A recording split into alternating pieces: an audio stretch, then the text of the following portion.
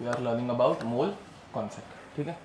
Chemistry में wait matter नहीं करता, केमिस्ट्री में क्या निकालना पड़ता है हमेशा, मोल्स, इसलिए तो फर्स्ट चैप्टर है, समझ में आ रहा है। तो हर कैलकुलेशन अगर करने तो हम लोगों को हमेशा क्या पहले निकालना पड़ेगा, मोल्स। अब मोल्स निकालने के लिए हम लोगों ने पहले से कुछ फॉर्मूलाज देख के रखे हुए हैं, एक बार रिवीजन कर लेते हैं। पहला formula number of mole is equal to given mass by where, what is the definition of molar mass, mass of, हाँ 1 मोल, ठीक है। 1 मोल के मास को बोलते हैं मोलार मास, ठीक है। उसके बाद हम लोगों ने देखा है n is equal to volume upon 22.4, ठीक है। This is the formula which is applicable only for gases and STP, very nice. अगर कोई गैस दी हुई है तो ये फॉर्मूला नंबर ऑफ मोल्स निकालने के लिए यूज किया जा सकता है, ठीक है।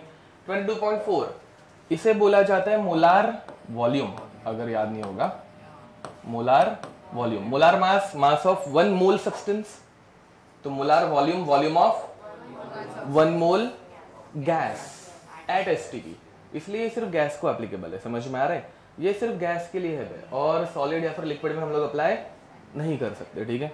ओके, थर्ड, इसके बाद हम लोगों ने देखा था number of particles upon Avogadro's number, बराबर, where Avogadro's number is 6.22 into 10⁻²। Okay, this is the number of particles in 1 mole. Division में हमेशा 1 मोल का ही है। मास अगर होगा given mass upon molar mass, mass of 1 mole. Volume अगर होगा तो volume upon molar volume, volume of 1 mole of gas. N number of particles अगर दिए रहेंगे तो n upon Na, Na is number of particles in 1 mole which is 6.022 into 10⁻²। इसे round of करके ले सकते हैं 6, समझ में आ रहा है। इतने 3 फॉर्मूलाज के ऊपर भी हम लोगों ने बहुत सारे क्वेश्चन किए हुए हैं, ठीक है। उसके बाद लास्ट लेक्चर में हम लोगों ने स्टार्ट किया था स्टोइकोमेट्रिक कैलकुलेशन, ठीक है। हाँ, इसके अलावा हम लोगों ने और एक इक्वेशन पढ़ी थी, PV is equal to nRT, where P is pressure, V is N R gas constant, हाँ गैस कांस्टेंट, ठीक है। इस कांस्टेंट की वैल्यू, हाँ आइडियल गैस कांस्टेंट, इस कांस्टेंट की वैल्यू एग्जाम में दी रहती है, तुम लोगों को पता रहने की जरूरत नहीं है। T टेम्परेचर, टेम्परेचर का यूनिट कौन सा यूज करता है, केल्विन यूज करने का, ठीक है। ओके, एंड अगर इसको हम लोग n में कन्वर्ट करेंगे तो n is equal to PV by RT। ये फॉर्मूला यूज बहुत कम होगा, ठीक है। गैसियस स्टेट करके एक चैप्टर था, उसमें ये फॉर्मूला ज्यादा यूज होता था। ओके, अब इसके बाद हम लोगों ने लास्ट लेक्चर स्टार्ट किया था स्टोइकोमेट्रिक कैलकुलेशन, स्टोइकोमेट्रिक कैलकुलेशन, ठीक है। Now in case of stoichiometric calculation, पहले हम लोगों ने देखा था when moles, mass etcetera is given, ठीक है। स्टोइकोमेट्रिक कैलकुलेशन में एक बहुत इंपॉर्टेंट चीज रहती है स्टोइकोमेट्रिक कोएफिशिएंट्स, ठीक है। तो वो अपने को पता रहना चाहिए। मतलब क्या, अगर कोई रिएक्शन दी है 2A plus 3B giving us 4C plus D, ठीक है, तो यहाँ पे स्टोइकोमेट्रिक कोएफिशिएंट्स या फिर स्टोइकोमेट्रिक रेशियो बहुत इंपॉर्टेंट रहता है, विच इज क्या है यहाँ पे, हाँ 2:3:4:1। तुम लोगों को स्टोइकोमेट्रिक रेशियो, जो नए बच्चे उनको भी समझ में आ रहा होगा, वो क्या है, वो बैलेंसिंग में जो हम लोग नंबर यूज करते हैं वो है, समझ में आ रहा है। अब ये अपने को क्या बताता है, अगर मेरे पास 2 मोल A है तो इसके साथ रिएक्ट करने के लिए 3 मोल B लगेंगे, ये दोनों रिएक्ट करके 4 मोल C देंगे एंड 1 मोल, समझ में आ रहा है। तो इसके ऊपर क्वेश्चन कैसे आता है कि वो तुम लोगों को बोलेंगे यार मेरे पास 8 मोल A है, 8 मोल A के साथ रिएक्ट करने के लिए कितने मोल्स B लगेंगे, समझ में आ रहा है क्वेश्चन। तो ये एकदम सिंपल है, क्या करने का, क्रॉस मल्टीप्लाई करने का। क्रॉस मल्टीप्लाई करेंगे तो 4 into 3/2, सॉरी 4 नहीं है 8 है, ठीक है। तो 8 into 3/2, 2 1 2 2 4 जा, तो आंसर कितना आ गया, 12 मोल, समझ में आ रहा है कुछ। सिमिलरली 8 मोल अगर A होगा तो C कितना बनेगा, समझ में आ रहा है। तो वापस क्रॉस मल्टीप्लाई कर सकता है, तो 8 into 4/2, तो ये कैंसल, ये 2 जा, 8 into 2 16। 8 मोल अगर A है तो D कितना मिलेगा, 4 मिलेगा। अभी डायरेक्ट समझ में आ रहा होगा, 8 into 1/2, तो 2 1 जा 2, 2 4 ज़ा 8, समझा? कैलकुलेट करके दिखाने की जरूरत नहीं है ना। फिर बाद में लास्ट टाइम हम लोगों ने पढ़ा था स्टोइकोमेट्रिक, सॉरी ये स्टोइकोमेट्रिक कैलकुलेशन होने के बाद उसमें सेकंड पार्ट हम लोगों ने पढ़ा था परसेंटेज यील्ड, ठीक है। परसेंटेज यील्ड का आज और एक क्वेश्चन कर लेंगे, जो लोग नए हैं उनके लिए थोड़ा सा रिवीजन, ध्यान दो। क्या एग्जाम्पल लिया था भाई हम लोगों ने? एक पेड़ का एग्जाम्पल लिया था। लेट अस से हम लोगों ने एक आम का पेड़ खरीदा, ठीक है, हाँ आम का पेड़ खरीदा, एंड तुम लोगों को जिस इंसान ने ये पेड़ बेचा है उसने बोला कि इस आम के पेड़ पे 10 आम लगते हैं। कितने आम लगते हैं यार, ये एग्जाम्पल, ठीक है। अब 10 आम लगते हैं, वो प्रैक्टिकल हो गया या थ्योरेटिकल हो गया? थ्योरेटिकल हो गया। थियरी में वो बता रहे हैं कि कितने आम लगते हैं, 10, बट जब तुम लोगों ने एक्चुअल में ऑब्जर्व किया तो आम लगे लेट अस से 4। कितने लगे? नाउ ये थियरी से मैच हो रहा है क्या? जनरली होता भी नहीं है, समझ में आ रहा है, ठीक है। तो what is the percentage yield, कितना मिला आपने को? हाँ, तो फॉर्मूला मत बताओ अभी के लिए, सिर्फ आंसर बताओ। 10 मिलने चाहिए थे, 4 मिल रहे, तो कितना परसेंट मिल रहा है? 40% मिल रहा है, समझ में आ रहा है। तो इसका फॉर्मूला क्या बन जाता है? Practical yield, percentage yield is equal to practical yield upon theoretical yield, बराबर, इंटू 100, ठीक है। तो ये हो गया 4 अपॉन 10 इंटू 100, ये कट आंसर आ गया 40%। 4 आम मिले, टोटल 10 थे, समझ पा रहे हो। इसके हम लोगों ने कुछ क्वेश्चन किए हुए थे अभी, और आज कुछ थोड़े से कर ले हम लोग आगे, ठीक है, ओके। तो मैं एक सिंपल क्वेश्चन देता हूँ जो तुम लोग करोगे, ठीक है। देखो स्टोइकोमेट्रिक रेशियो के कैलकुलेशंस का क्वेश्चन एंड यील्ड का क्वेश्चन ऑलमोस्ट सेम रहता है, ठीक है। पहले मैं स्टोइकोमेट्रिक कैलकुलेशन का क्वेश्चन दे रहा हूँ। Question is 125 grams of calcium carbonate on decomposition forms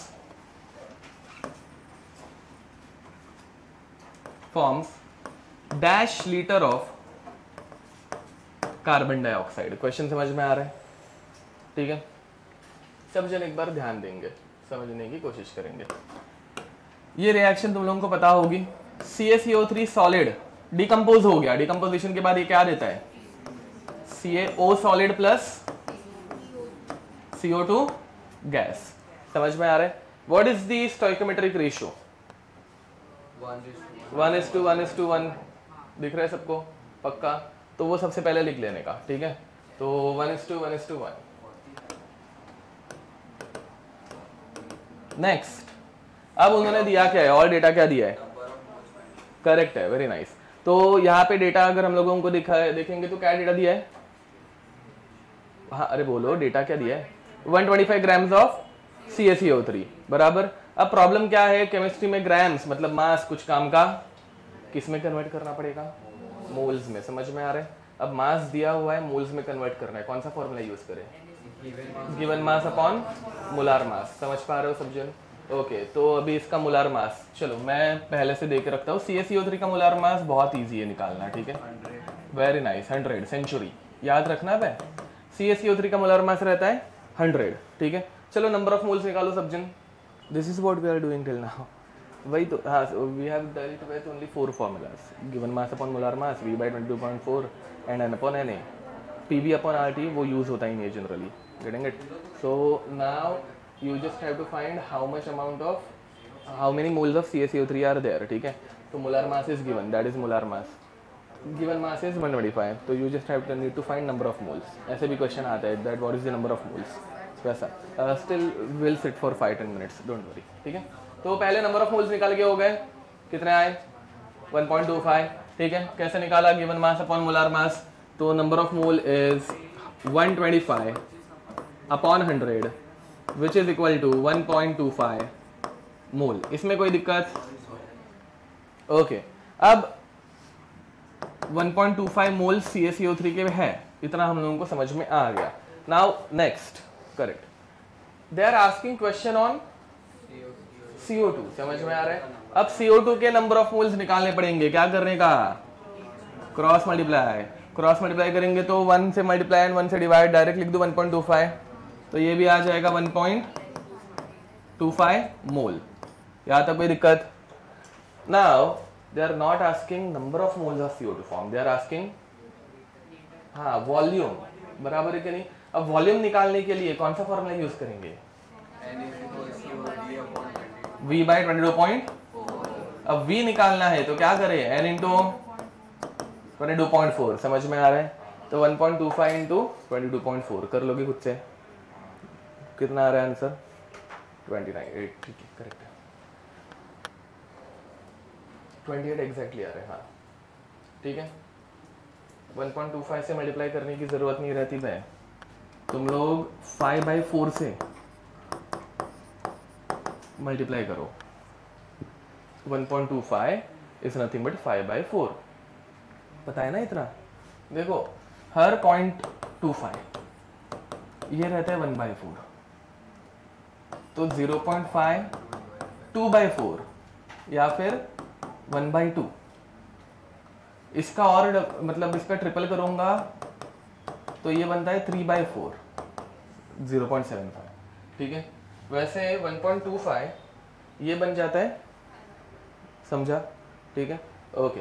तो दिस वन ज़ा एंड ये हो जाएगा 5.24 ना, 5.6, ठीक है। 5.6 से इसको मल्टीप्लाई कर दो, आंसर आ रहा है 28 लीटर्स। यहाँ तक कोई दिक्कत, इतना समझ में आ रहा है। ये हम लोगों ने फर्स्ट टाइप का क्वेश्चन किया था। परसेंटेज यील्ड का क्वेश्चन ऐसे आता है, ध्यान देंगे। क्वेश्चन इज,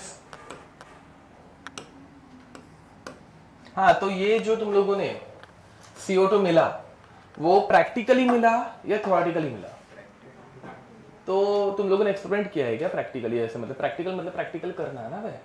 तो तुम लोगों ने किया क्या, CO2 को जलाया है, ऐसा नहीं किया है क्या? ये फिर ये थ्योरेटिकल है। पेपर पे जो भी चीजें होती है ना वो थियरी नहीं होती है, समझ में आ रहा है। थियरी हम लोग पेपर पे लिखी हुई चीज को बोलते हैं, समझा। सो दिस इज थ्योरेटिकल यील्ड, समझा, ठीक है। ये ऐसे हम लोगों को निकालना पड़ता है। प्रैक्टिकल यील्ड हमेशा एग्जाम में दी हुई रहती है, ठीक है। तो question is same question, change नहीं कर रहा हूं मैं, ठीक है। तुम लोगों को अलग से लिखना है 125 grams of CaCO3 on decomposition gives 22.4 liters of CO2. Find percentage yield of the reaction. Question समझा? अब ध्यान से सुनो, यहाँ पे पहले से अपने को CO2 देकर रखा है, कितना CO2 देकर रखा है, 22.4। अब ये जो पहले से देकर रखा है वो थियरी वाला है या प्रैक्टिकल है? ये प्रैक्टिकल है। प्रैक्टिकल यील्ड हमेशा एग्जाम में दी हुई रहती है, हम लोग थोड़ी ना एक्सपेरिमेंट करने वाले हैं। Percentage yield of the reaction, RXN reaction, ठीक है, ओके।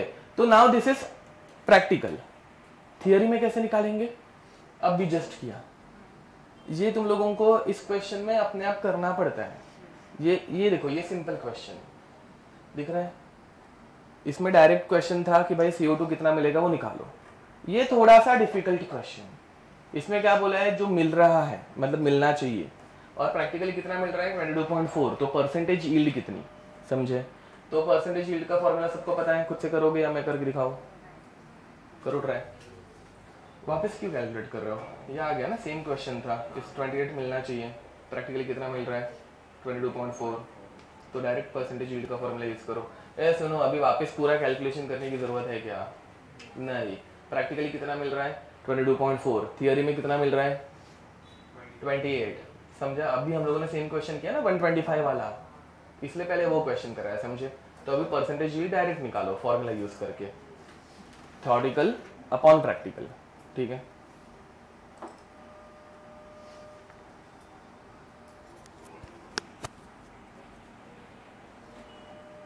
तुम आज थोड़े गलत लेक्चर में बैठे हो, बहुत कुछ हो गया है, बट ठीक है। और कोई है जो फर्स्ट टाइम लेक्चर में बैठ रहा है? तुम लोग हो, ओके। तो बहुत कुछ पहले से कवर हो गया है, बट ठीक है, हम लोग बाद में कर लेंगे, don't worry.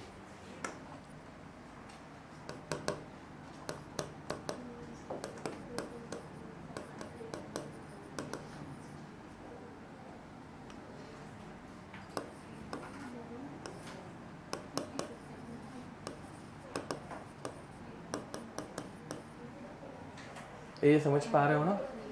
Practical yield 22.4 upon theoretical yield, देखो भाई मैं कुछ तो चेंज कर रहा हूं।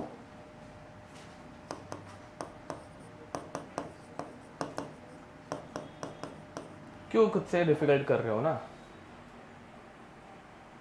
नहीं समझा क्या किया?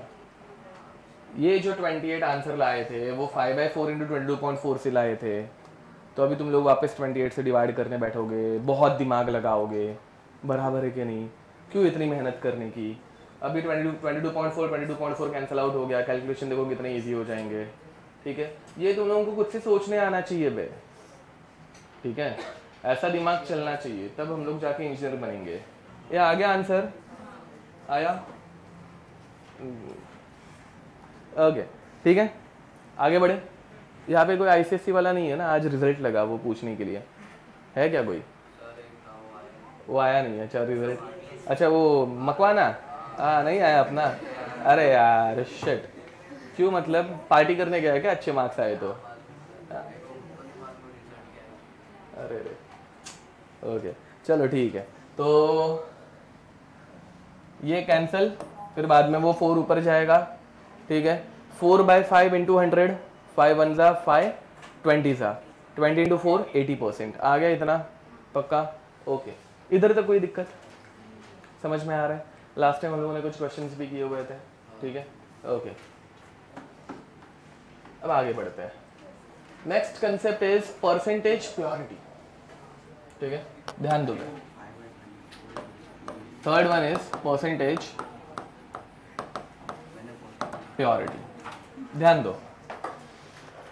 Now in case of percentage purity और एक एग्जांपल लेंगे हम लोग, समझेंगे। ये हाँ, by the way percentage yield and percentage purity दोनों सेम टू सेम कंसेप्ट है, दोनों के आंसर्स हमेशा सेम आते हैं। ठीक है, थोड़ा सा चेंज होता है, क्या चेंज होता है वो मैं तुम लोगों को बताता हूँ, ध्यान दो। पहले कंसेप्ट समझ लेते हैं, फिर बाद में आंसर देखेंगे। ठीक है, ओके। अब चलो, तुम लोगों के एग्जाम हो गई, तुम लोग जॉब वॉब पे लग गए मस्त, बाद में मतलब समझ में आ रहा है ना, सारा इंजीनियरिंग हो गया, पैसे वैसे कमाने लग गए।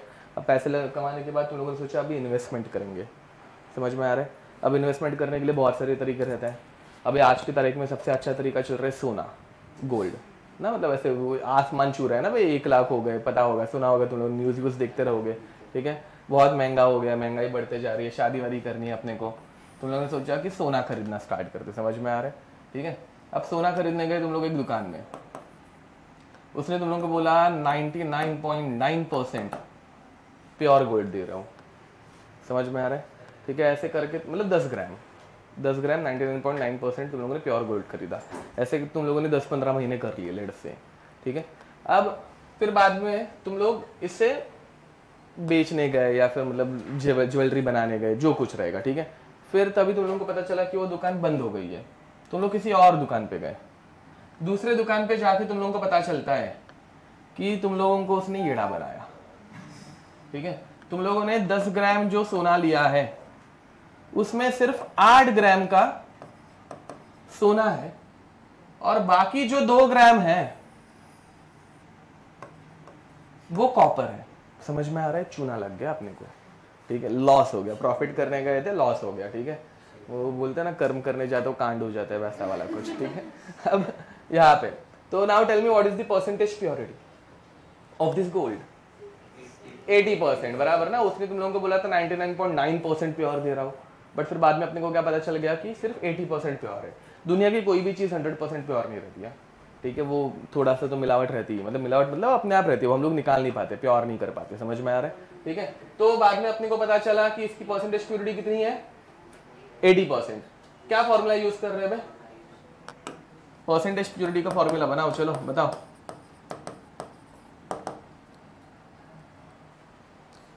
अब 80% आंसर दिया ना, तो अभी क्या फॉर्मूला यूज करेंगे तो 80% आंसर आएगा, वो बताओ।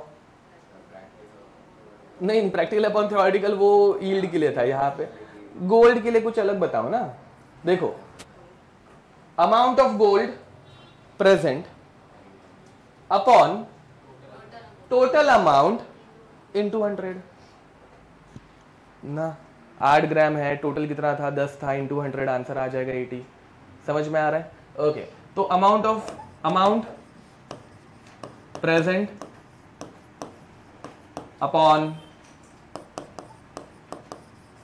Total amount into 100। कोई दिक्कत इसमें? अब बट ये लैब में कैसे करें ना, हम लोगों को कैसे पता चलता है कि भाई इसमें 8 ग्राम ही सोना है, ठीक है, वो कैसे करते हैं वो जरा समझ लेते हैं। देखो अब हम लोगों को पता है कि हमारे पास कोई एक केमिकल है, ध्यान देंगे, कोई एक केमिकल है एंड इस केमिकल में कुछ तो मिलावट है, समझ में आ रहा है?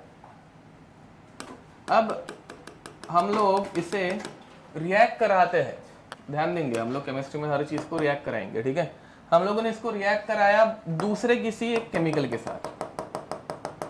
देखो भाई ये रिएक्शन में रिएक्ट करने वाला है सिर्फ और सिर्फ हमारा प्योर कंपाउंड, येलो कंपाउंड, समझ में आ रहा है? रेड कंपाउंड रिएक्ट कर पाएगा क्या? हम लोगों को प्योर कंपाउंड की प्रॉपर्टीज पता रहती है ना, इंप्योरिटीज कौन सी है मुझे क्या पता ना, मतलब कॉपर ही है गोल्ड के साथ या सिल्वर है या फिर दूसरा कुछ है, समझ में आ रहा है? तो उसके साथ मैं मतलब प्योर कंपाउंड के साथ जो कंपाउंड रिएक्ट करता है उसको रिएक्ट कराऊंगा, ठीक है। ओरिजिनली इसका मास 10 ग्राम था, रिएक्शन हो गई, फिर बाद में अगर कंप्लीट रिएक्ट करके उड़ गया, लेट्स से ये उड़ रहा है रिएक्शन करके, रिएक्शन में गैस भी बनती है ना, तो ये गैस बन गई और उड़ गया, तो पीछे अगर कुछ बचा ही नहीं तो मतलब कंप्लीट रिएक्शन हो गई। कंप्लीट रिएक्शन हो गई मतलब प्योरिटी कितनी थी? 100% थी, समझ में आ रहा है? क्योंकि कुछ पीछे बचा ही नहीं, सब कुछ रिएक्ट कर गया, मतलब 100% प्योर था, ठीक है। और अगर 2 ग्राम बच गए तो कितना ग्राम रिएक्ट किया? 10 में से 2 ग्राम बच गए पीछे, 8 ग्राम उड़ गए, बराबर है कि नहीं? तो परसेंटेज प्योरिटी कितनी आ गई? 80%। मैंने क्या बोला, समझ में आ रहा है? पक्का? तो रिएक्शन होने के बाद हमारे पास सिर्फ इम्प्योर कंपाउंड बचता है, ठीक है। तो क्वेश्चन कैसे भी आ सकता है कि लेट अस से this is 10 gram initially and 2 gram left, ठीक है। तो अभी फॉर्मूला थोड़ा सा चेंज हो जाएगा, फॉर्मूला क्या आएगा? अमाउंट प्रेजेंट नहीं होगा, अमाउंट है नहीं, अमाउंट रिएक्टेड, क्या बोलेंगे ना रे, 8 ग्राम रिएक्ट हुआ अपॉन टोटल अमाउंट, नीचे का सेम रहा, अपॉन टोटल अमाउंट इनटू, अरे कुछ समझ पा रहे हो? ठीक है। बट जैसे मैंने बताया ये परसेंटेज प्योरिटी का कंसेप्ट एंड परसेंटेज यील्ड का कंसेप्ट, दोनों के दोनों कंसेप्ट एकदम सेम है, ठीक है। सेम फॉर्मूला, मतलब फॉर्मूला डिफरेंट दिख रहा है यहाँ पे no doubt, but value same put की जाती है, आंसर भी दोनों का हमेशा सेम आता है, ठीक है। अंतर एक छोटा सा आता है, थोड़ा सा चेंज होगा, मैं ऊपर जाके वहां पे उसी क्वेश्चन में चेंज कर लूं थोड़ा सा। देखो भाई अब भी हम लोगों ने क्वेश्चन सॉल्व किया था, इसी क्वेश्चन पे परसेंटेज प्योरिटी का क्वेश्चन कैसे आएगा ध्यान देंगे, ठीक है।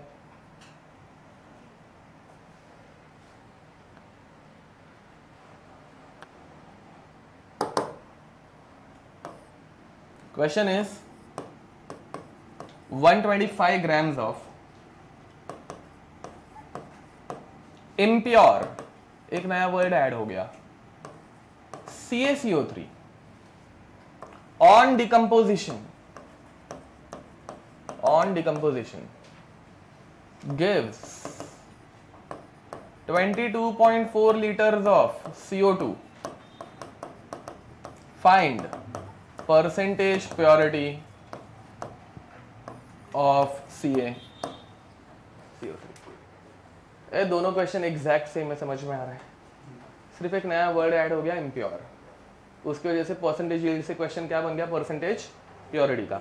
तो अभी वापस सेम टू सेम अजम्पशन लेंगे। देखो भाई ये जो अमाउंट है वो प्योर की है कि इम्प्योर की है? प्योर की है। प्योर रिएक्ट करने के बाद इतना CO2 मिल रहा है। अगर 100% रहता, टोटल अमाउंट अगर पूरी 100% रिएक्ट करती तो कितना आता, ये हम लोग पहले निकालेंगे, समझ में आ रहा है? 100% मतलब 125 ग्राम जब रिएक्ट करता तो 125 ग्राम जब रिएक्ट करता तो कितना आता है, वो निकालने के लिए ये सेम टू सेम मेथड जो पहले हम लोग सीखे। अरे समझ पा रहे हो? पूरा 125 जब रिएक्ट करेगा तो कितना लीटर CO2 बनता है? 28 लीटर। बट अभी जो इसमें प्योर है वो रिएक्ट करने के बाद कितना दे रहा है? तो परसेंटेज प्योरिटी कैसे होगी 22.4 अपॉन 28 इंटू आंसर क्या आएगा? कुछ समझ में आ रहा है? अगर तुम लोगों को परसेंटेज यील्ड आ रहा है तो percentage purity same to same है। पक्का दिमाग में घुसा कुछ? अभी हम लोग थोड़ा डिफिकल्ट क्वेश्चन के ऊपर जाने वाले, चलेगा ना? ठीक है, ये कर लो।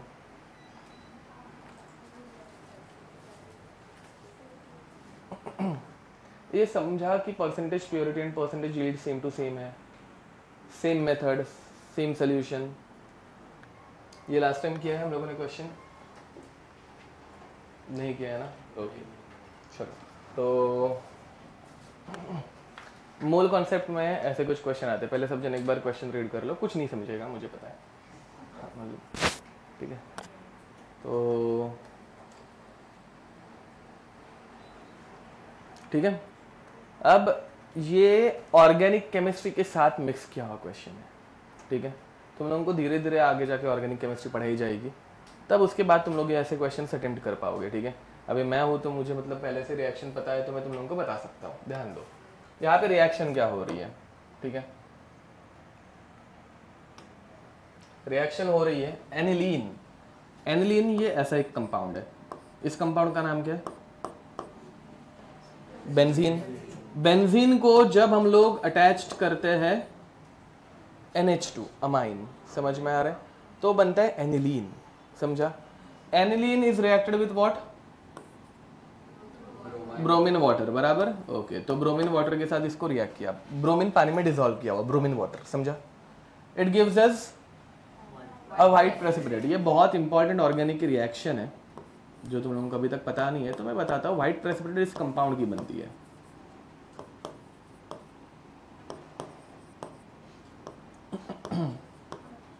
इसमें कोई दिक्कत? तुम लोगों को ऑर्गेनिक कंपाउंड के मोलार मास कैसे निकालते हैं वो मैंने सिखाया हुआ है, अभी तुम लोग कर लोगे। Okay, what is the mole ratio over here? 1:1:1 ही है ना बे? एक एनिलीन एक व्हाइट प्रेसिपिटेट का कंपाउंड दे रहे हैं। इसे बोलते हैं ट्राइब्रोमो एनिलीन। उतना सब अपने को नाम वाम से कुछ फर्क पड़ता नहीं है, समझ में आ रहा है? इधर तक कोई दिक्कत? अभी ये क्वेश्चन तुम लोग अटेम्प्ट करोगे, सबसे पहले क्या करोगे? हाँ, मोल्स निकालेंगे। सबसे पहले क्या निकालने का? मोल्स। केमिस्ट्री में हर क्वेश्चन का सबसे आंसर पहले मोल्स निकाल के आते हैं, मोल कॉन्सेप्ट में एटलीस्ट, समझ में आ रहा है? अब इनके मोल्स निकालने के लिए तुम लोगों को पहले क्या ढूंढना पड़ेगा? Molar mass. मोलार मास यहाँ पे सबको ढूंढने आता है, पक्का? ओके, अब जिन लोगों को नहीं पता यहाँ पे देखेंगे। चलो बाकी लोग ढूंढना स्टार्ट करो। मोलार मास पहले ढूंढो। मुझे बताओ एनिलीन के मास कितना दिया? एनिलीन का मास बताओ रे। 9.3 ग्राम्स, बराबर। एंड ये व्हाइट प्रेसिपिटेट का मास? हाँ, 26.4 ग्राम, समझे? दिस इज गिवन मास। इसको मोलार मास से डिवाइड करके तुम लोगों को मोल्स निकालना है, ठीक है? ओके, जो लोग आज फर्स्ट टाइम बैठ रहे सब जन यहाँ पे ध्यान देंगे। हाँ, पहले क्वेश्चन शॉर्ट में लिख देना, ठीक है? ओके, अब नहीं, तुम लोग बाद में लिखो, पहले ध्यान दो। यहाँ पे देखो भाई, so this is called as a bond line formula. क्या बोलते हैं इसे? बॉन्ड लाइन फॉर्मूला, क्योंकि इसमें सिर्फ बॉन्ड्स दिखते हैं, बाकी कुछ दिखता नहीं है, ठीक है? अब बॉन्ड लाइन फॉर्मूला में हर कोने पर, अरे हाँ, जो लोग सॉल्व कर रहे हैं, सॉरी, एक डेटा देना रह गया। इस क्वेश्चन में डेटा रहता है, यहाँ पे इन लोगों ने टाइप नहीं किया लगता है। कार्बन का मोलार मास 12, हाइड्रोजन का 1, नाइट्रोजन का 14, ये तुम लोगों को पता होगा। ब्रोमीन का 80, ठीक है? अब तुम लोग निकाल सकते हो। अभी जो लोग नए हैं ध्यान दो, बॉन्ड लाइन फॉर्मूला में हर एक पॉइंट जो रहता है वो कार्बन रहता है, समझ में आ रहा है? तो अभी ये कंपाउंड का हम लोग मॉलिक्यूलर फॉर्मूला निकाल रहे हैं। तो how many carbon atoms are there? देखिए, हर पॉइंट पे एक एक कार्बन। फिर बाद में कार्बन ने कितने बॉन्ड्स बनाए वो बॉन्ड लाइन में दिखते हैं। यहाँ पे ये ऊपर वाला कार्बन, उसने कितने बॉन्ड बनाए ऊपर एकदम? देखो जरा अच्छे से देखो, 1 2 डबल बॉन्ड भी है ना, इस तरफ डबल बॉन्ड है, समझ में आ रहा है? तो इसने 3 बॉन्ड बनाए हुए हैं। कार्बन कितने बॉन्ड्स बनाता है? 4 बनाता है। 4 में से यहाँ पे 3 है, तो कितने बचे? 1 बॉन्ड। वो 1 बॉन्ड उसने किसके साथ बना के रखा है? हाइड्रोजन, जो अपने को यहाँ पे खुद से समझना रहता है कि अगर इसने 3 ही बॉन्ड बनाया तो एक हाइड्रोजन के साथ है, समझ पा रहे हो। अब वैसे इस वाले कार्बन ने भी, मतलब कोई भी कार्बन उठा लो, हर कार्बन ने 1 2 3 ही बॉन्ड बनाया, तो इसके पास भी एक हाइड्रोजन है। इसने भी 1 2 और 3, इसके पास भी एक हाइड्रोजन है। ऐसे हर कार्बन के पास एक ही हाइड्रोजन है। तो कितने कार्बन हो गए, हाइड्रोजन कितने हो गए, समझा। फिर बाद में इसका मोलर मास कैसे निकालते हैं, एक कार्बन का मास 12, तो 6 कार्बन का मास 72, वेरी नाइस 72। एक हाइड्रोजन का मास 1, तो 6 हाइड्रोजन का मास 6, टोटल कितना हो गया, फॉलोड। अब ये वाले कंपाउंड का मैं बता रहा हूं, ध्यान दो। इधर पे हर पॉइंट एक एक कार्बन है, ठीक है। बाकी ये पूरा स्ट्रक्चर वैसे ही है पहले जो हम लोगों ने पढ़ा। तो हर जगह पे कार्बन ने 3 ही बॉन्ड बनाए, हर जगह पे एक एक हाइड्रोजन है, समझ पा रहे हो। हर जगह पे एक एक हाइड्रोजन है। ऊपर वाले कार्बन जो ये बच गया है, उसने कितने बॉन्ड बनाए हुए हैं, अच्छे से काउंट करो। 4 बना लिए, वेरी नाइस। दिख रहे 4, पहले के 3 थे वो, और ऊपर एक नाइट्रोजन के साथ और एक बॉन्ड बनाया हुआ है, फॉलोड। तो अभी इसके पास हाइड्रोजन है क्या, नहीं, अरे वो एक हाइड्रोजन निकल के NH2 आया है, समझ पा रहे हो। So now what is the molecular formula, how many carbon atoms are there, C6, how many hydrogen atoms are there, गलत, 7, ये 1 2 3 4 5 और ये दो भी तो है व्हाइट वाले, तो कितने हो गए, CH7। कितने नाइट्रोजन है, एक है, समझे क्या। तो वापस इसका मोलर मास कैसे निकालोगे, 12 × 6 हाइड्रोजन का मास एंड नाइट्रोजन का, टोटल करो रे,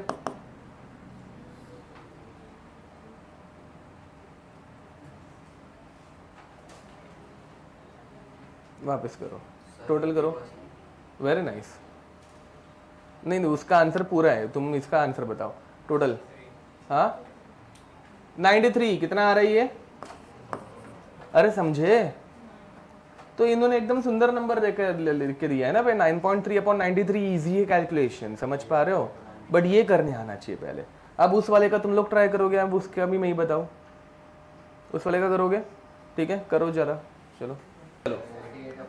मोलर मास आया तुम्हारा, मॉलिक्यूलर फॉर्मूला आया, ओके। अब देखो भाई, चलो अब इसका मॉलिक्यूलर फॉर्मूला आएगा C6H4NBr3, ठीक है। ये अगर करेक्ट आया होगा तो इसके बाद तुम लोग सॉल्व कर पाओगे, जो कि आता है करेक्ट आंसर है, जो कि आता है 330 ग्राम पर मोल। इसका मोलार मास हो गया 330 ग्राम पर मोल, ठीक है। इसका 93 ग्राम पर मोल, ठीक है। अब इसे सॉल्व करने की अलग अलग मेथड्स है, ध्यान दो। पहले तो तुम लोग नंबर ऑफ मोल्स निकाल सकते हो, दोनों के निकाल रहे हो तो भी कुछ दिक्कत नहीं है, एक का भी निकालोगे तो भी कोई दिक्कत नहीं है, ठीक है। ध्यान देंगे 99.3/93 कितना आता है, 1/10। 1/10 इज 0.1 मोल। अब 0.1 मोल से 1:1 का रेशियो है, तो इसके भी कितने मोल मिलने चाहिए, 0.1 मिलना चाहिए, तो इसका भी 0.1 मोल मिलना चाहिए। बट अपने को इसका मास देकर रखा है, बातें मत करो, यहाँ पे ध्यान दो। अपने को इसका मास देकर रखा है, मास देकर रखा है, तो पहले इसको मास में कन्वर्ट करना पड़ेगा। How to convert moles into mass, into molar mass, अरे तुम लोगों ने किया है ना, ठीक है। तो अभी ये मोल्स आ गए, इतने मोल्स मिलने चाहिए, ठीक है।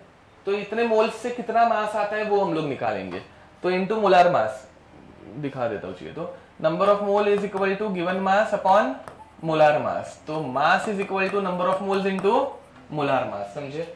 तो अभी हम लोग मास निकालेंगे, मास निकालने गए तो 0.1 इनटू मोलर मास कितना आ रहा है, 330। तो इसको मल्टीप्लाई करने मतलब इजी है ना, ये आंसर कितना आएगा, 33 ग्राम्स। अरे समझे क्या। अब ये 33 ग्राम्स थ्योरेटिकल है या प्रैक्टिकल है, थ्योरेटिकल है, अभी तुम लोगों ने थियरी में निकाला हुआ है। प्रैक्टिकली कितना मिल रहा है, 26.4, तो percentage yield is 26.4 upon 33 into 100, समझे। अब ध्यान दो जरा कैलकुलेशन करने पे, यहाँ पे समझो, वो नंबर्स बहुत इजी देते हैं, बहुत ही इजी। आंसर हमेशा 90%, 80%, 75%, 70, ऐसा ही कुछ रहता है, समझ में आ रहा है, ठीक है। तो 33 वन जा 33, 33 वन जा 33, ठीक है। तो ये 1 से छोटा डिवीजन है, 33 से छोटा। अब ध्यान दो, 33 टू जा, ए रुक ना बाबा, तुझे बता, मैं नहीं बताया था ना अभी, रुक ना, वापस एक बार देखते हैं ना, हाँ बाकियों की बताने, रुको। अब तो 33 टू जा 66, 66 को अगर मैं 6.6 लिखूं, मतलब 33 0.2 जा 6.6, इतना फॉलो किया। 33 में से अगर तुम 6.6 को माइनस करते हो, समझा, करके देखना, 26.4 आंसर आएगा। अरे समझे, तो 33 वन जा 33, उसमें से 0.2 माइनस करने के बाद 26.4 आता है। बाउंसर में जा रहे हैं ना भाई। तो 33 हाउ मेनी जा 26.4, 0.8, 33 वन जा 33, उसमें से 0.2 माइनस करेंगे तो 26.4 आता है, समझे। तो 33 0.8 जा 26.4, हमेशा नंबर ऐसे ही रहते, इजी रहते एकदम। मैंने क्या बोला समझा, दिमाग ऐसे चलाना सीखो, ठीक है। मतलब आंसर अगर अपने को पता है 90, 80, 75 ऐसा ही कुछ रहने वाला है, तो हम लोग थोड़ा उसके तरफ पहुंच सकते हैं, समझे। एंड फिर बाद में एंडिंग में आंसर कितना हो जाएगा, ये 80%, ठीक है। तुम्हारी मेथड तुमको समझ में आ गई है ना, वापस मुझे बताने की जरूरत नहीं है ना, ठीक है, वो भी चलेगी, वो भी मेथड करेक्ट ही है, ठीक है, ओके। इधर तो कोई दिक्कत, पक्का। अब यही क्वेश्चन अगर उनको परसेंटेज प्योरिटी का बनाना रहता तो क्या करके देते, 9.5 grams of impure aniline is treated with bromine water to give same to same, ठीक है। what is the percentage purity, ये समझे क्या। बट पूरा कैलकुलेशन सेम टू सेम रहने वाला है। परसेंटेज प्योरिटी का जेई में कोई क्वेश्चन है नहीं, तो नहीं तो वही मैं निकाल के दिखा देता, अब है नहीं तो परसेंटेज यील्ड में मुझे बताना पड़ रहा है, समझ में आ रहा है, ठीक है। बट गलती से अगर परसेंटेज प्योरिटी का क्वेश्चन आ गया तो सेम मेथड से सॉल्व करना है, कर लोगे, आ जाएगा ये, इसमें किसी को कुछ दिक्कत, पक्का। आगे बढ़े, तुम लोगों को मोलार मास कैसे निकालते, मतलब मॉलिक्यूलर फॉर्मूला कैसे निकालते समझ में आ गया, ठीक है, ओके। नंबर ऑफ मोल्स तो निकालने आ ही जाएंगे, ठीक है। अभी के लिए आज के लेक्चर में नंबर ऑफ मोल्स निकालने के ऊपर फोकस करो, उतना भी अगर आ गया तो धीरे धीरे बाकी सब अपने आप आ जाएगा, ठीक है।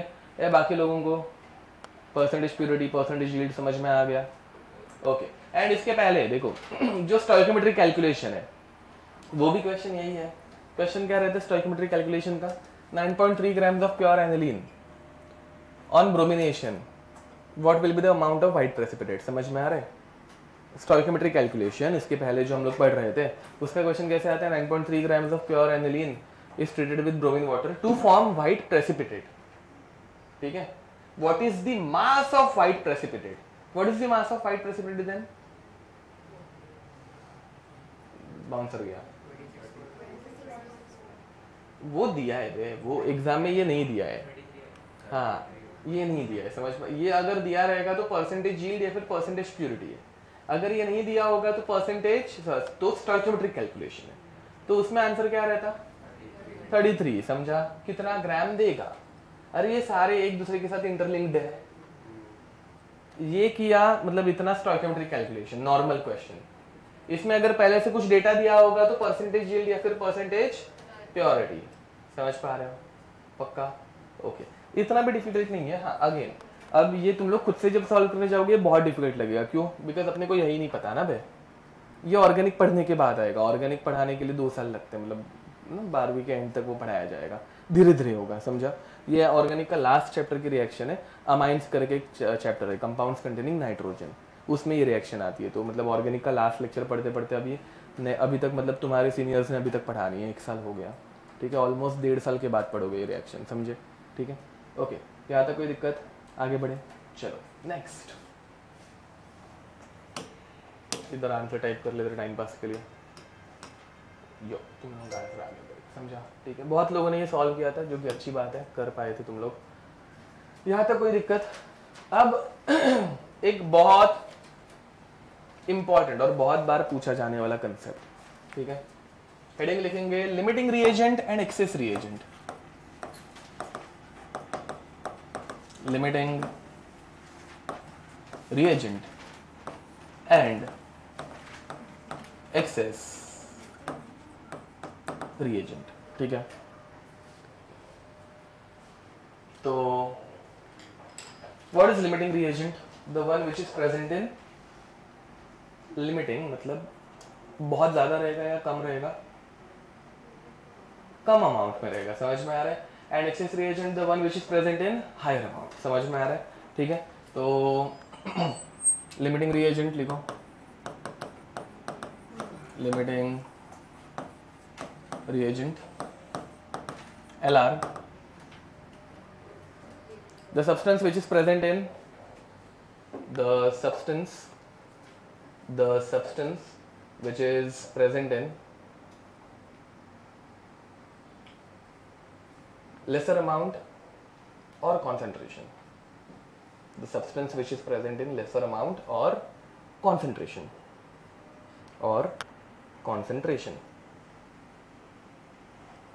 is called as limiting reagent, is called as limiting reagent, ठीक है। उसके नेक्स्ट लाइन पे लिखना is called as limiting reagent। Next line पे reaction stops once limiting reagent is completely reacted, reaction stops once limiting reagent is completely reacted,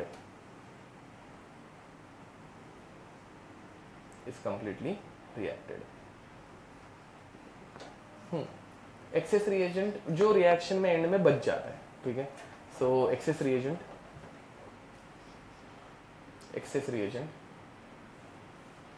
reactant which is left unreacted at the end of the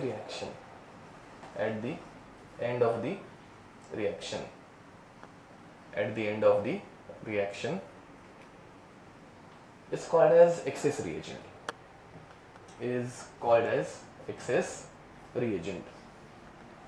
ठीक है। left unreacted at the end of the reaction is called as excess reagent, ठीक है। तो देखो किसी भी reaction में कोई एक कंपाउंड थोड़ा कम लिया रहता है, ठीक है। ये जो कम लिया हुआ कंपाउंड रहता है ना, वो बहुत महंगा कंपाउंड रहता है, ठीक है, इसलिए बहुत कम अमाउंट में यूज कर रहे, प्रवणता नहीं है बहुत ज्यादा यूज करना, ठीक है। अब इसमें मैंने ऐड कर दिया कोई दूसरा एक कंपाउंड। अब देखो भाई, if it is very expensive, ये बहुत एक्सपेंसिव है, तो इसके साथ दूसरा जो कंपाउंड हम लोग लेते हैं ना, वो थोड़ा सा ज्यादा लेते हैं, थोड़ा सा क्या लेते हैं, क्यों भाई?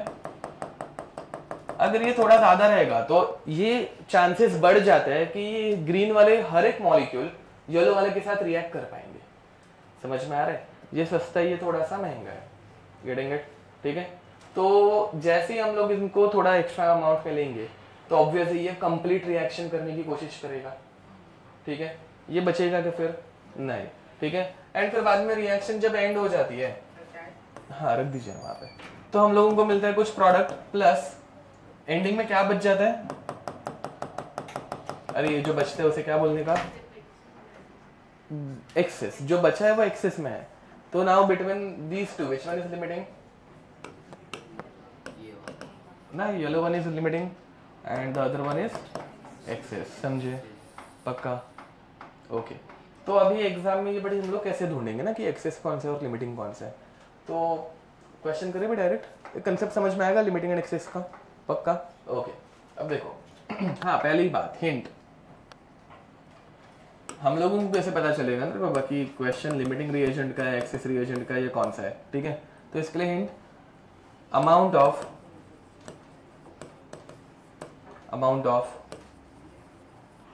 more than one reactant is given in exam.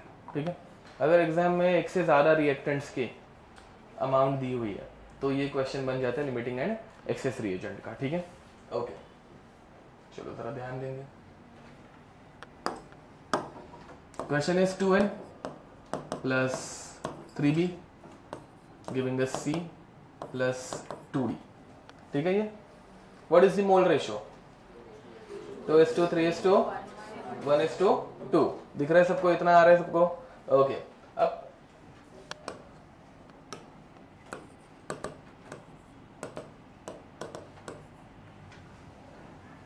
ज्यादा नहीं सोचेंगे, थोड़ा सा ही सोचेंगे.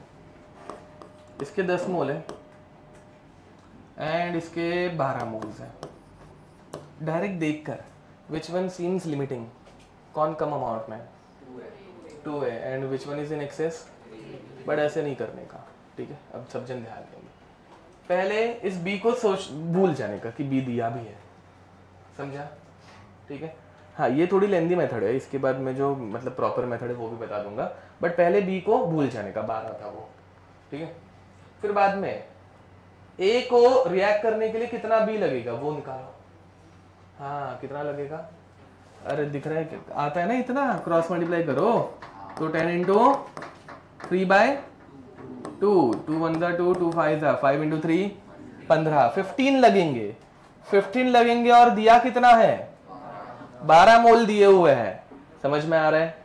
तो रिएक्शन के लिए जितना बी लगने वाला है उससे ज्यादा है या उससे कम है?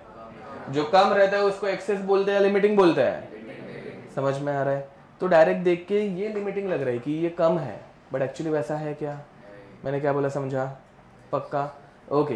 एंड रिएक्शन के लिए कितना ए लगने वाला है वो जरा निकालो. कितना लगेगा? 8 मोल दिख रहा है.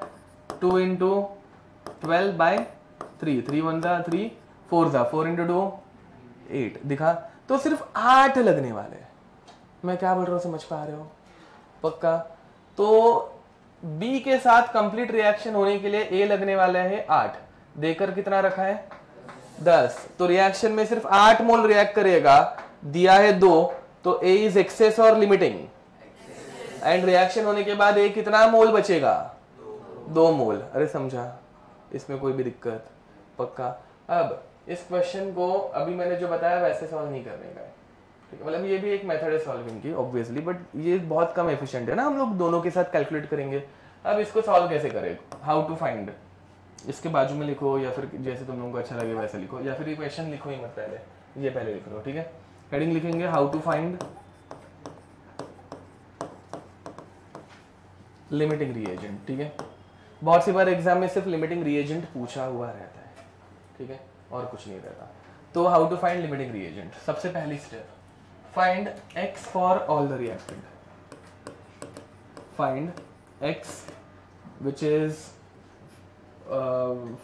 is given by given number of moles, given number of moles or volume upon stoichiometric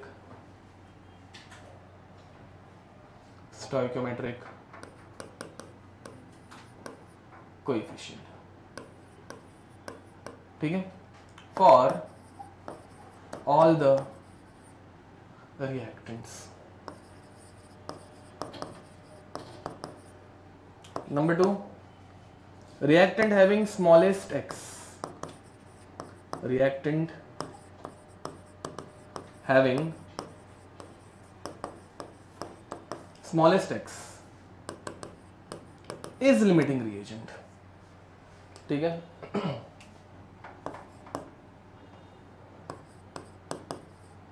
solve for rest, reactant and product. By using x of limiting reagent. ठीक है, ये क्या बोला गया है वो जब मैं सॉल्व करूंगा तो समझ में आ जाएगा। ये पहले लिखकर ख़त्म करो। पहले क्या ढूंढना है हम लोगों को, x। ठीक है, x फॉर a। ठीक है, फॉर्मूला क्या है, गिवन नंबर ऑफ मोल्स और वॉल्यूम, अब यहाँ पे मोल्स दिए हुए हैं, अपॉन, ओके, कितने मोल्स दिए a के, 10 मोल, अपॉन इसका स्टोइकोमेट्रिक कोएफिशिएंट तो 10/2, आंसर कितना आया 5। यहाँ पे b के लिए x निकालते हैं, कितने मोल्स दिए हुए हैं, upon stoichiometric coefficient, answer which one is smaller, XA और XB। तो ये a को बाद में कट कर देने का, ये अपने कुछ काम का भी रहा नहीं। समझ में आ रहा है, वो जो कुछ कैलकुलेशन कर रहे हैं XB से करना है, इसमें कोई भी दिक्कत। फिर बाद में नेक्स्ट है, अब रिएक्टेंट कम होता है कि बढ़ता है, रिएक्शन में रिएक्टेंट का कॉन्सेंट्रेशन बढ़ता है या कम होता है, कम होता है, बराबर। तो यहाँ पे 10 में से कुछ माइनस होने वाला है, समझे। 10 में से क्या माइनस होगा, तो 2x माइनस होगा। सिर्फ x क्यों नहीं, ये 2 कहाँ से आया, स्टोइकोमेट्रिक कोएफिशिएंट। फिर बाद में यहाँ पे 12 में से कुछ तो माइनस होगा, कितना माइनस होगा, 3x। प्रोडक्ट कॉन्सेंट्रेशन बढ़ता है या कम होता है, प्रोडक्ट्स रिएक्शन में बढ़ते हैं या कम होते हैं, बढ़ते हैं ना, वो बन रहा है, वो बढ़ते जाएगा। तो यहाँ पे इनिशियली कितना था, अरे वो स्टोइकोमेट्रिक है, स्टोइकोमेट्रिक रेशियो है वो, 1 नहीं है, कितना था, कुछ भी नहीं था, 0। अरे प्रोडक्ट इनिशियली कुछ रहता है क्या, नहीं, कितना था, 0। समझ में आ रहा है। तो इनिशियली ये 0 था, और अभी 0 माइनस करूं या 0 plus, 0 plus what, just x या फिर 1x। डी भी कितना था, 0 था, 0 प्लस, नहीं समझा, ये माइनस क्यों हो रहा है, बिकॉज रिएक्टेंट कम होते जाते हैं।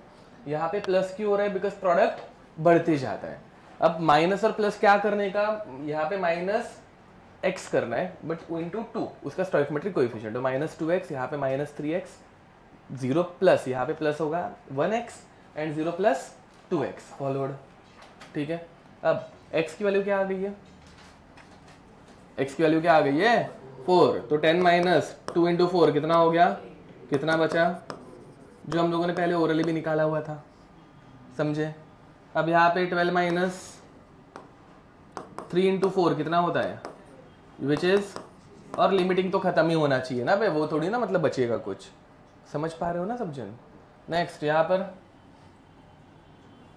0 प्लस 4 सिर्फ 4 मोल आएंगे, क्योंकि x की वैल्यू सिर्फ 4 है। यहाँ पे 0 प्लस 2x 8 मोल बने। अरे कुछ दिमाग में घुसा कि बाउंसर गया, अगर बाउंसर गया होगा तो और एक क्वेश्चन करेंगे, डोंट वरी। लिखो यहाँ पे, देखो, तो सेम टू सेम और एक क्वेश्चन, ठीक है, लिखो।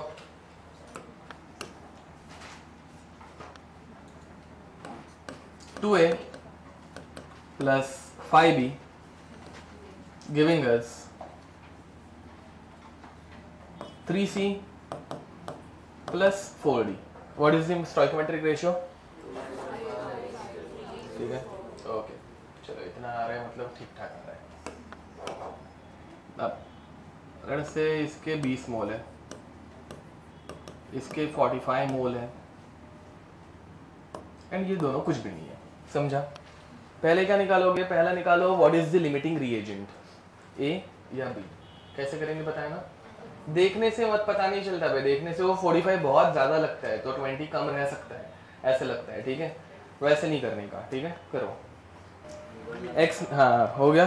फिर बाद में b का ही x यूज करने का, a वाला यूज नहीं करने का भाई, लिमिटिंग का ही x यूज करने का। अब आगे सॉल्व करते वक्त ए आ गया ना, लिमिटिंग सबका आ गया, उधर तक पहुंच पा रहे हैं, ओके। अब इतना करने के बाद 20 minus 2x, very nice, 45 minus 5x, very nice, 0 plus and 0 plus, complete कर दोगे, करो, चलो।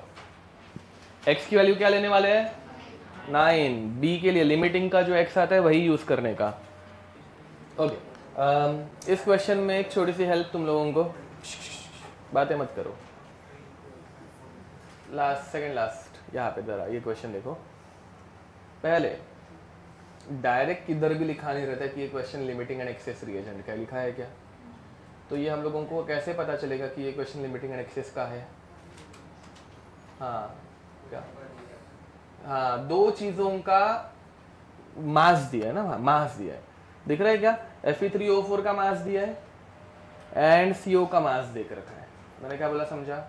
तो दो चीज़ों का अगर मास दिया होगा तो ये क्वेश्चन बन जाता है लिमिटिंग एंड एक्सेस का। तो पहले हम लोग क्या ढूंढेंगे, अभी नंबर ऑफ मोल्स ढूंढेंगे। नंबर ऑफ मोल्स ढूंढने के बाद क्या ढूंढोगे, x ढूंढेंगे। x जिसका छोटा आएगा वो बन जाएगा। फिर बाद में अपने को क्वेश्चन क्या पूछा है,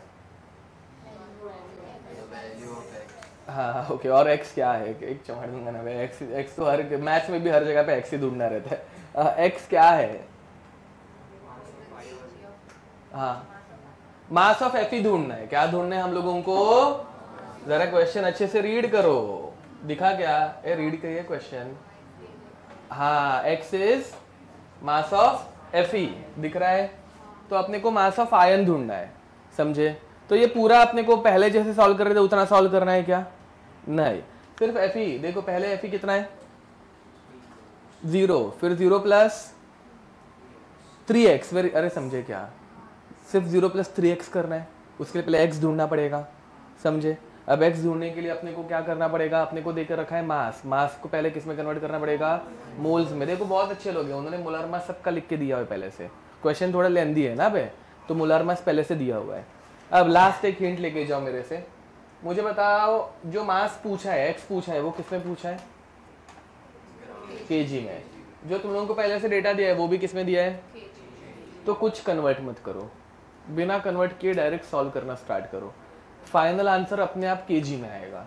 यूनिट्स एंड डायमेंशन पढ़ रहे हो तुम लोग, पढ़ रहे हो ना, तो उसमें ये ऐसा कुछ पढ़ाया होगा शायद से। अगर शुरुआत में सब डेटा kg में है तो फाइनल आंसर अपने आप kg में आता है, ठीक है। तो इसको ग्राम्स व्राम्स में कन्वर्ट करने की ज़रूरत है क्या। अब किसी के दिमाग में डाउट आ रहा होगा कि बट यहाँ पे तो ग्राम्स दिया है, हाँ तो वो क्या है वो मैं एंडिंग में चाहिए तो बताता हूँ, बट अभी मेरे ऊपर विश्वास रखो, डायरेक्ट तुम लोग सॉल्विंग करोगे केजीज में, कन्वर्ट करने की ज़रूरत, एंडिंग का आंसर अपने आप केजी में आएगा, समझे। करो ज़रा, सॉल्व करो।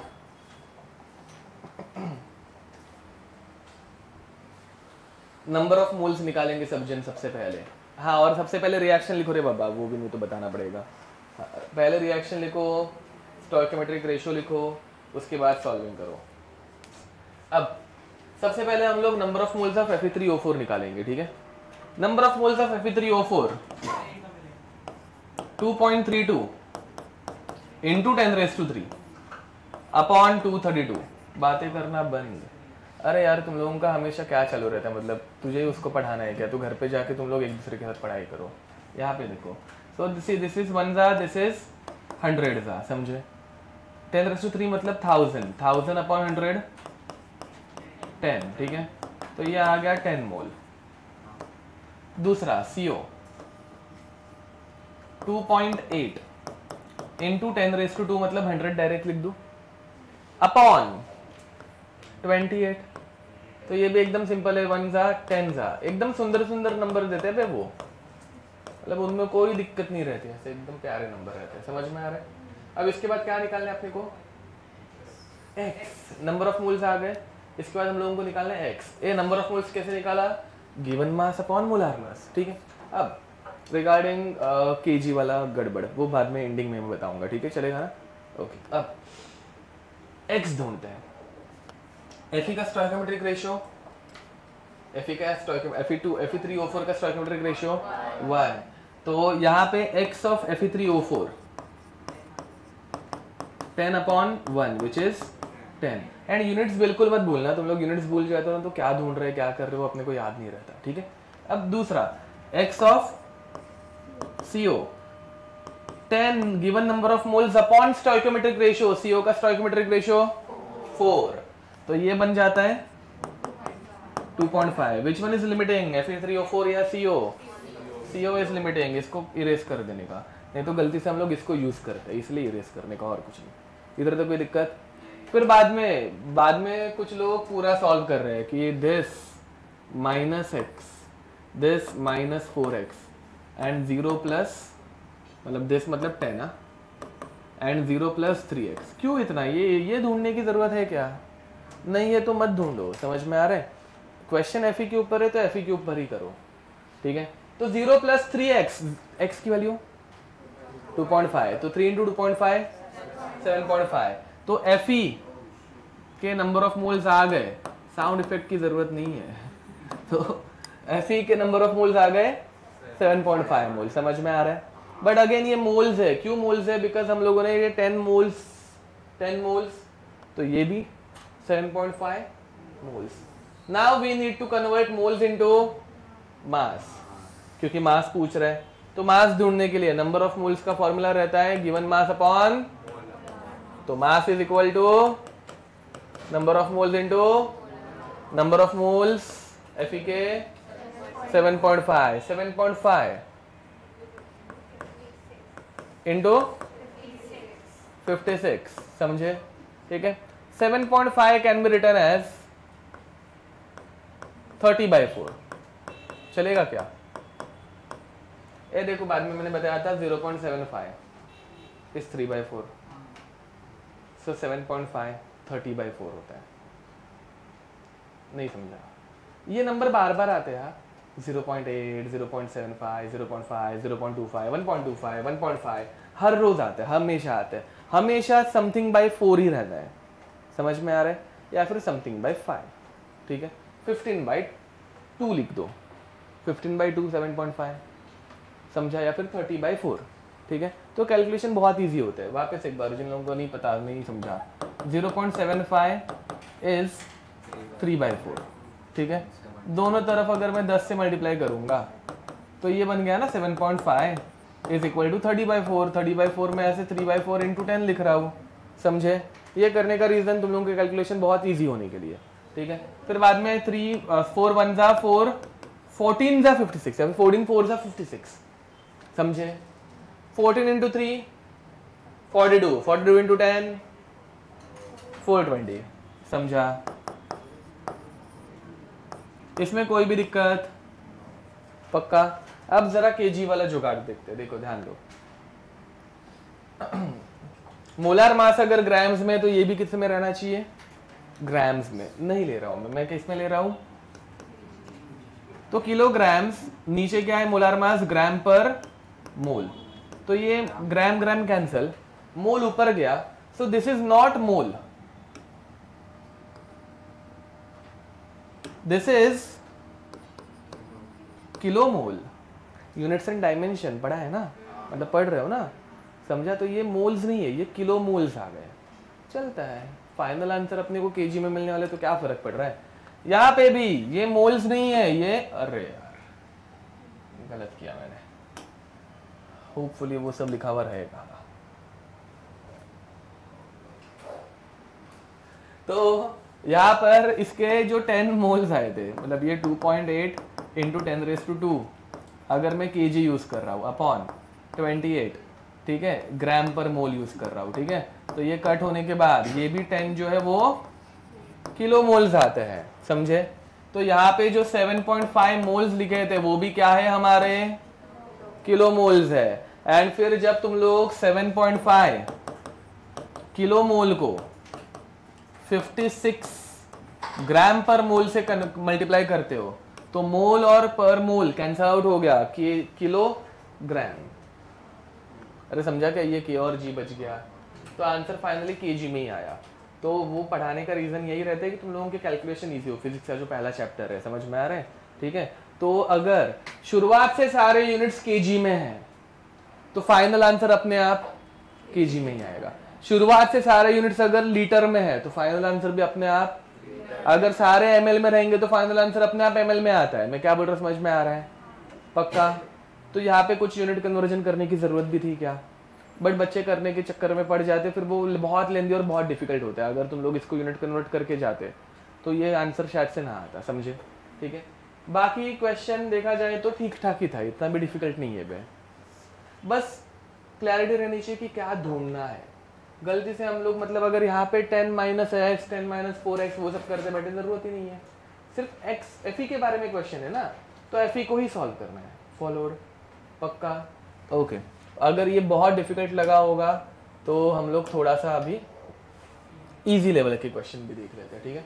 सीईटी, हाँ यार देखो भाई, कॉन्फिडेंस बिल्डअप करने के लिए सीईटी के क्वेश्चन सॉल्व करना भी एक अच्छी बात रहती है, ठीक है। जेई के तो करो ही, नो डाउट, ठीक है, बट सीईटी के जब करोगे ना तो अंदर से ऐसे कॉन्फिडेंस आता है कि अरे आ रहा है मेरे को, ऐसे इजी है, समझ में आ रहा है, तो कॉन्फिडेंस बिल्डअप होता है, इजी लगता है। देखो ये ऐसा एकदम सुंदर सा सिंपल सा क्वेश्चन करो, चलो करें सॉल्व। ओके, हैंड रेस करेंगे। Option A, option B, option C, option D. Okay, तो बी के साथ सबसे ज्यादा नंबर था, करेक्ट आंसर है। अब देखो भाई हो रहा क्या है, यहां पर तुम लोगों को अमोनिया NH3, ठीक है, इसका मोलर मास निकालने which is 14 plus 3 which is 17। तो number of mole is given mass upon molar mass, तो W is equal to number of moles into molar mass. Number of mole दिया है 5/2 into 17, 17 1 जा 17, 8.5 जा, इसको मल्टीप्लाई करोगे तो 42 पॉइंट, मतलब ठीक है ना 4, ठीक है, 4 वाला एक ही आंसर है, पूरा सॉल्व करने की जरूरत भी नहीं है। अरे समझे, पक्का सिंपल है एकदम, मतलब घटिया चीज है ये एकदम, ठीक है। 3-4 फॉर्मूलाज है, उसके ऊपर से ही आंसर आ जाते हैं, बड़े आगे, ठीक है। ओके, मोलर मास निकालने आना चाहिए भाई। चलो ये करो, चलो हैंड रेस करेंगे, पूछो। ओके, ऑप्शन ए,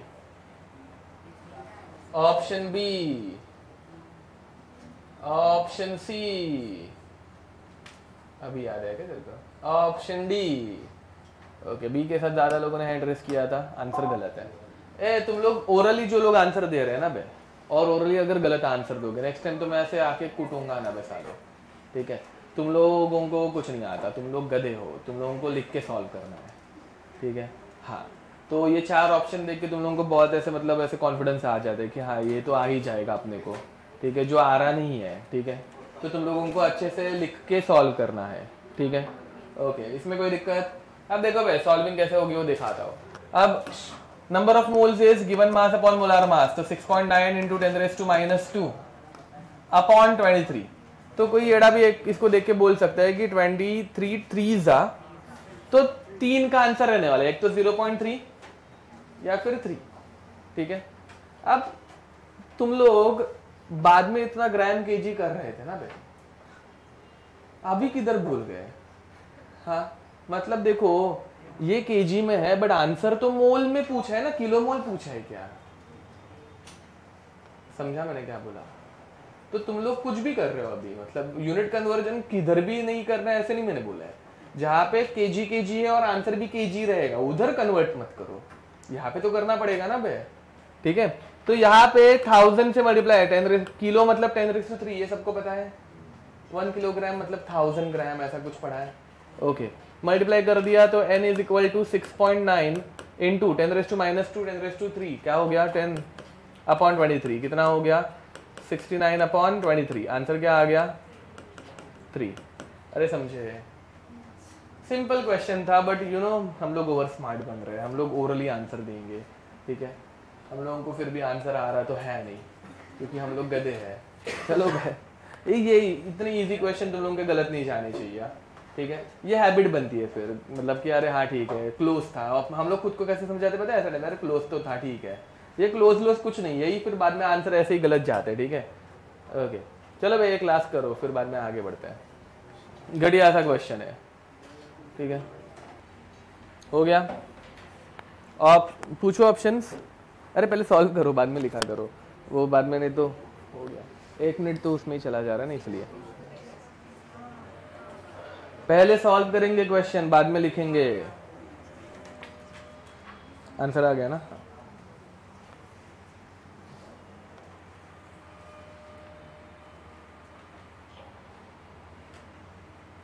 पूछा क्या है,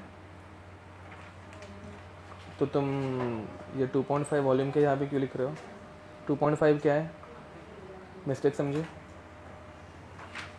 नहीं।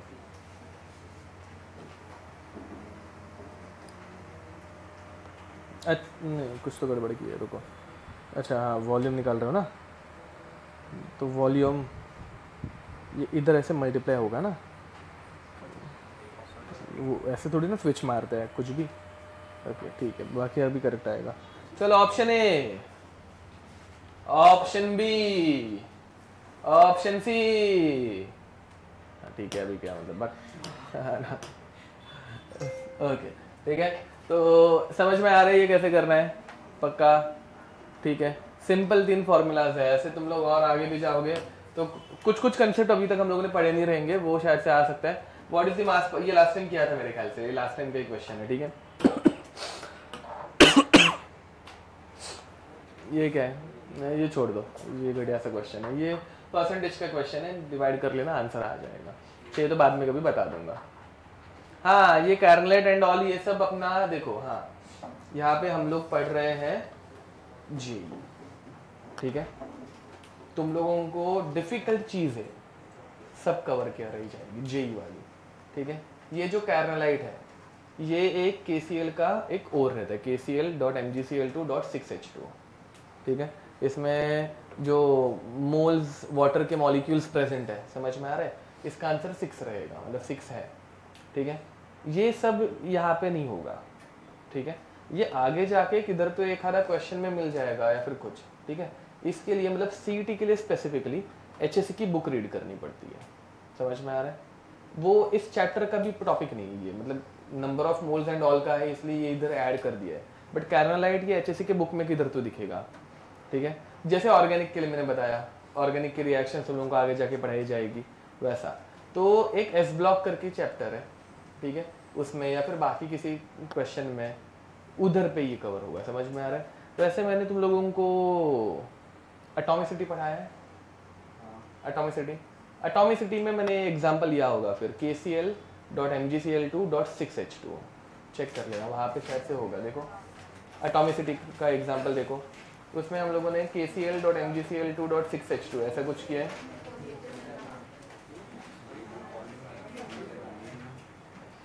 हाँ, ये वाला एटॉमिसिटी में है, देखो सेकंड लास्ट एग्जांपल KCl.MgCl2.6H2। ठीक है, हाँ, तो वो एटॉमिसिटी का क्वेश्चन था। अब दैट इज कैरनलाइट, ए रुको बे, लास्ट बेंच क्या हो रहा है? दैट इज कैरनलाइट, समझ में आ रहा है? तो कैरनलाइट में कितने वाटर मॉलिक्यूल्स प्रेजेंट है? 6। ठीक है, वो ऐसे रहता है, बट फिर तुम लोगों को उसके लिए थोड़ा सा रीड भी करना ही पड़ेगा, समझ में आ रहा है? जैसे एकदम सिंपल चीजें जो रहेंगी वो इधर पे ऐसा लिख के नहीं दिया जाएंगे कि इसको कैरनलाइट बोलते हैं एंड ऑल, वो स्पेसिफिक चैप्टर में लिखा के दे देंगे एस ब्लॉक अगर हम लोग जब पढ़ेंगे तो वैसा। ठीक है, बट इसका आंसर फिर 6 रहना चाहिए, समझ में आ रहा है? अब तो ऐसे क्वेश्चन जब नहीं पता रहेंगे तो वो अच्छे से देख लेने कि भाई इसको कैरनलाइट बोलते हैं, क्योंकि कल उठ के इसके ऊपर दूसरा एटॉमिसिटी पूछ लेंगे या फिर कुछ अलग क्वेश्चन पूछ लेंगे, समझ में आ रहा है? ठीक है, ओके। ये करना है कि बाद में करोगे? बाद में कर लेना, छोड़ो। ठीक है, ये सब क्वेश्चन ऐसे करो। ठीक है, सिंपल क्वेश्चन है।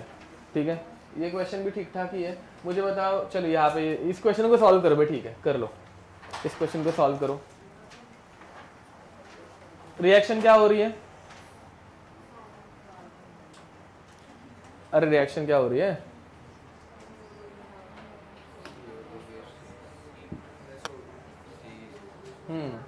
तो हाँ, तो C plus O2 giving us CO2। What is the mole ratio?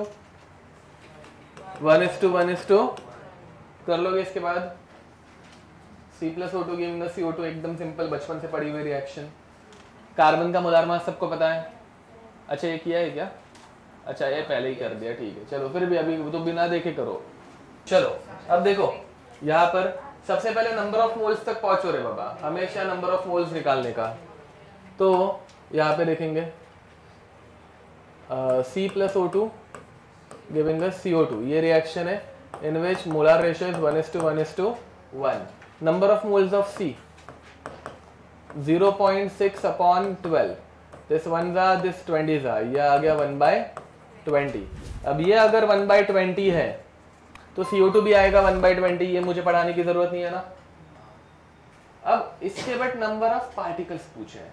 Number of particles तो N is equal to n upon Na, तो number of particles capital N is equal to number of moles into Na, Avogadro's number 1/20 into 6.022 into 10⁻23। इसे solve करोगे तो answer आएगा 3.011 into 10⁻22। Solve करके देख लेना, समझे? ठीक है, okay, so answer is A. ठीक है, okay, I guess we can stop then.